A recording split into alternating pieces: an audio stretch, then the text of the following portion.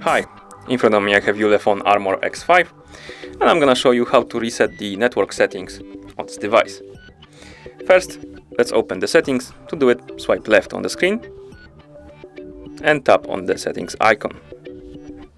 Once in settings, scroll down and tap on the system. Here, tap on reset options. And now let's tap on reset Wi-Fi, mobile and Bluetooth. Next, tap on reset settings. And finally, tap on reset settings again to confirm. As you can see, network settings have been reset. And that's how you reset the network settings on this device. Thank you for watching. If you found this video helpful, consider subscribing to our channel and leaving the like on the video.